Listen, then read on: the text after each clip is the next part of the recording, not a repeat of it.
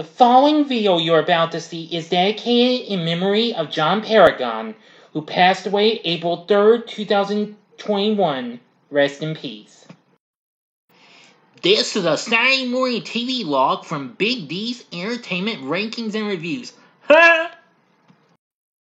Welcome to another Saturday morning TV log, and this time around it's Pee-wee's Playhouse, brought to us by Pee-wee Productions. Greetings, my fellow YouTubers. I'm Doyle, the Big D to y'all. This, of course, is Big D's Entertainment Rankings and Reviews. So today's Saturday morning TV log is Pee-wee's Playhouse. The show was an American television series starring Paul Reubens as the childlike Pee-wee Herman, originally premiering on CBS in September of 1986. The show was developed from Reubens' popular stage show and the TV special The Pee-wee Herman Show, produced for HBO, which was similar in style but featured much more adult humor. Anyway, this of course was a show I grew up with, and it would become a cult classic. Now, this came out a couple of years following the success of Pee-wee's Big Adventure in 1984, which I have yet to review that. I will sometimes or sooner. But after the success of that, CBS approached Reubens when ill-received cartoon series proposal. But however, in 1986, the network agreed to sign Reubens to act, produce, and direct his own Saturday morning children's program. So, he did, and got to do it. It was for a half hour an episode, and full creative control, though CBS did request a few minor changes over the years. But anyway, Reubens assembled a supporting troupe that included ex-groundlings and cast members of the Pee-wee Herman Show, which I'll get to in a little bit, okay? Now, of course, it was designed as an educational yet entertaining and artistic show for children. Its conception was greatly influenced by 1950 shows Reubens had watched as a child, such as The Rocky and Bullwinkle Show, The Mickey Mouse Club, Howdy Doody, and Captain Kangaroo, which was canceled a couple of years back. The show quickly acquired a dual audience of kids and adults. But anyway, the show was a big success and what have you. It had also gotten some pretty cool music done by Mark Mersbaugh of the band Devo, who of course would later go on to do the music for Nickelodeon's breakthrough Nicktoon known as Rugrats. Now then, the premise of the show is that the host plays in the fantastic playhouse in Puppetland.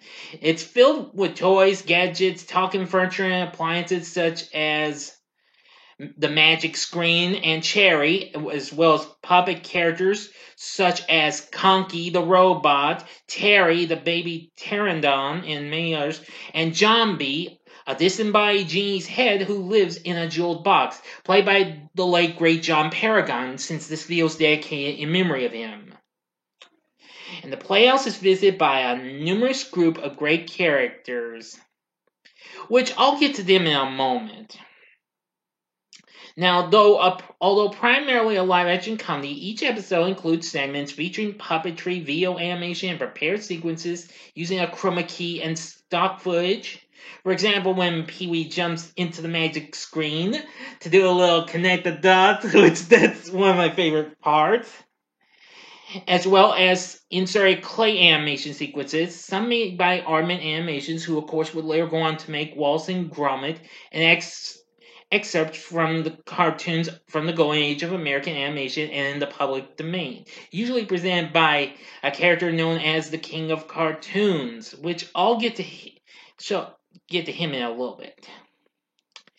Anyway, now of course, each episode features specially written soundtrack music by rock and pop musicians such as Mark Mersbaugh, as well as Todd Rundgren, Mitchell Froom, and The Residents. The show's theme song performance is credited to Ellen Shaw, though in her autobiography, ace pop star Cyndi Lauper admits to being the actual singer. Yes. That's kind of... Anyway, the show has many recurring gag themes and devices. Each episode usually contains a running gag particular to that episode, or a specific event or dilemma that sends Pee-wee into an emotional frenzy. At the beginning of each episode, viewers are told the day's secret word, often issued by Conky the robot, and are instructed to scream real loud every time a character says that word. Ah! Yeah, that was always good. Anyway, after 5 seasons were produced, well, Rubens has decided to call it quits after 45 episodes were produced. But however, it continued reruns until the summer of 91, until Rubens was arrested, well, for exposing himself in Sarasota, Florida.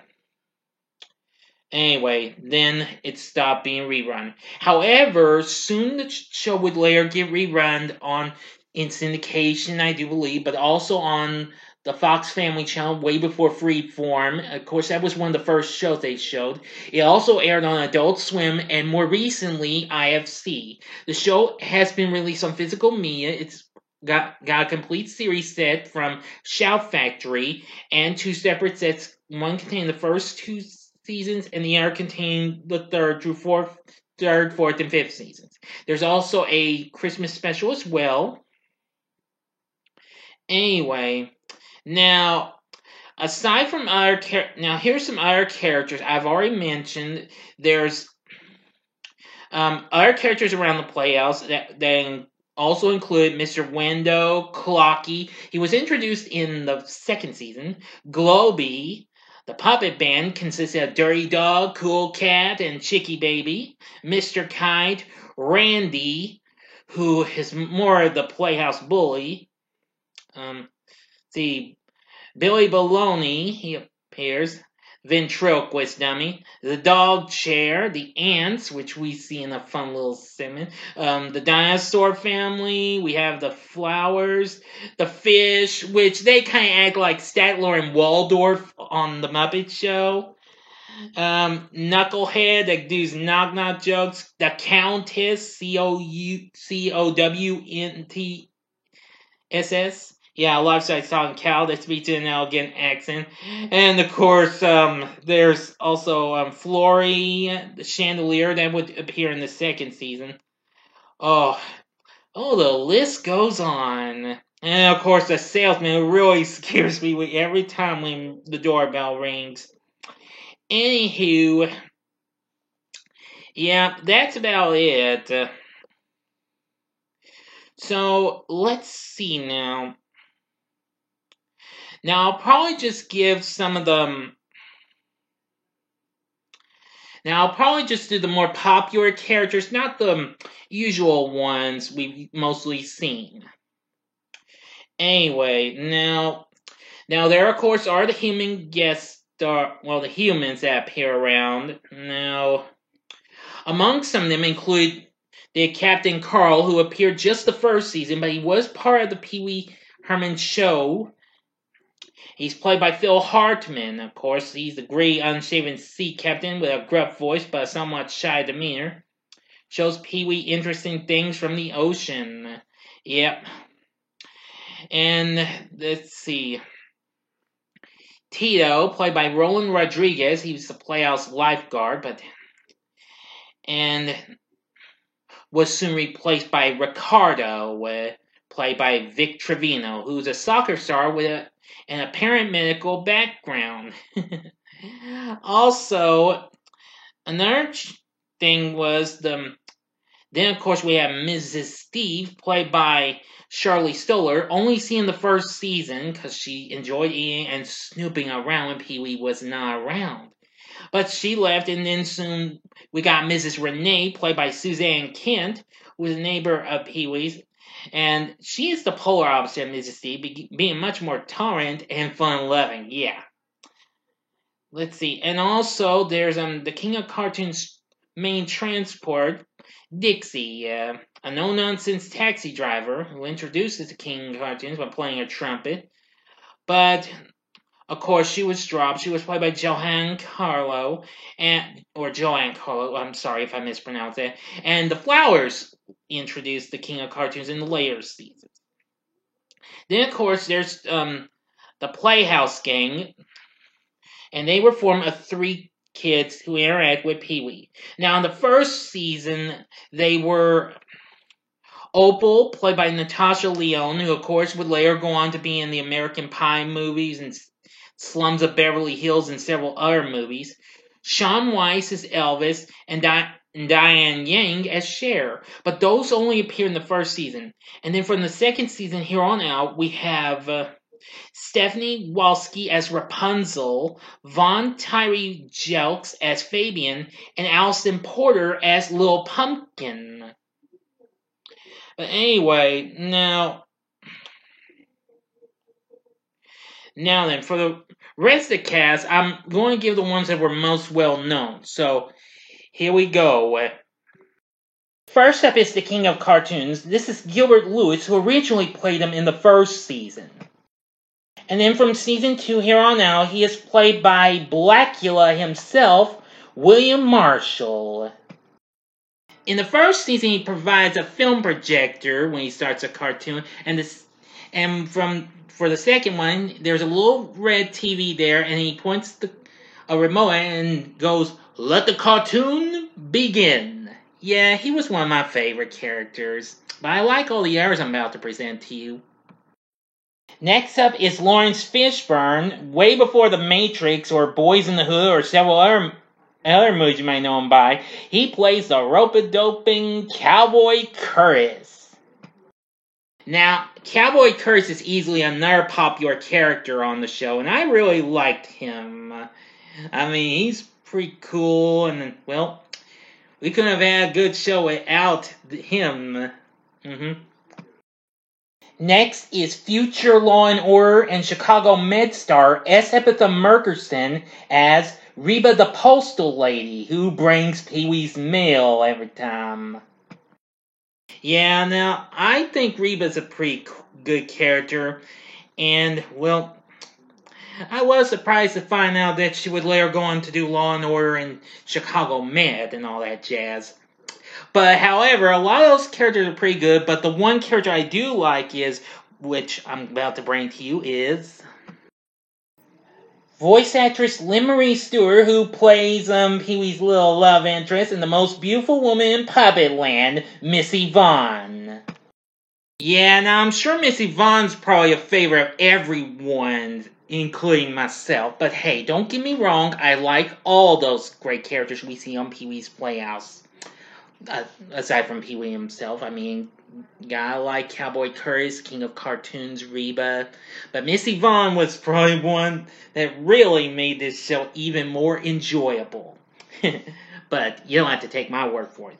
Oh yeah, there is one other thing I forgot to mention. Now, aside from seeing all those classic cartoons and even the clay animation, we do have one other thing here, and this is probably the more popular segment on here, and that would be the Penny cartoons. Yes.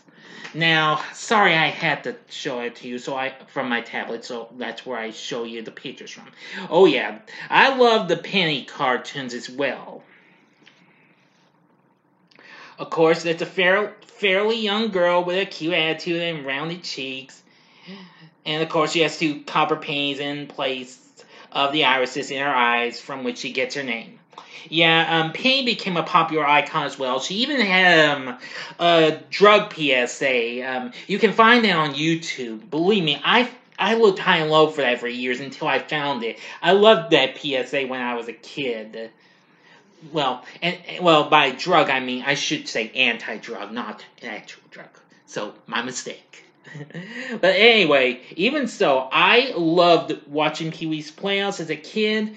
I actually revisited most of the series when I was growing up, including more recently on IFC. So, anyway, Pee-wee's Playhouse is definitely one of the most funniest shows I grew up watching with, and I thought I'd do this just in time for the show's 35th anniversary and to mourn the passing of John Paragon. So anyway, that's all I can tell you. So, what do you think? Are you a big fan of this show? Did you ever watch Pee-wee's Playhouse when you were a youngin in the 80s? Or did you watch it when you were growing up? You can tell me in the comment section below. And tell me who your favorite character is. Who's your favorite human character? And you can tell me who's your favorite puppet character. I think aside from the characters around the Playhouse, I like Conky. I like the Magic Screen. I like Jambi. Especially when he comes out when somebody's saying wish, like, wish? Did somebody say wish? Yeah, and we go into those magic words. Mecca-licka-hi, mecca-hi-ho. And mecca-licka-hi, mecca-chiny-ho. And zap. Your wish is granted. Long live Jambi. Yes. Boy. I bet you're impressed with that. Again, tell me who's your favorite character on the show. I mean, who's your favorite human character? It can be more than one. Or who's your favorite character from around the Playhouse? Just tell me in the comment section below. If you like this video, click the like button below, subscribe to my channel, and be a part of the Big D Nation. Thanks for watching, and stay tuned for my Hot Shots review, from which I was supposed to do a week ago. But anyway, if you like this video, you may want to check out some of these other fun-filled Saturday morning shows and what have you. In the upper, if you'd like, go to the upper left-hand corner and see the Saturday morning TV log I did for another show that's celebrating an anniversary this year. It's going to be turning 45, and that would be Dynomutt, Dog Wonder. Or go to the upper right-hand corner for my review for my Saturday morning TV log of a show that actually premiered the same year this show did, and that being the underrated Hanna-Barbera sci-fi fantasy series Wildfire, which CBS also showed. Or catch up with what you might have missed, or see it again if you like. See last week's Saturday morning TV log of the Herculoids in the bottom left-hand corner. And the bottom right-hand corner is the button you can click to subscribe if you like rankings and reviews on movies, TV, music, video games, etc. And the Saturday morning TV logs. Then I'm your guy. Thanks for watching, and next week's Saturday morning TV log is The Pebbles and Bam Bam Show. Until next time, I'm the Big D saying, see ya.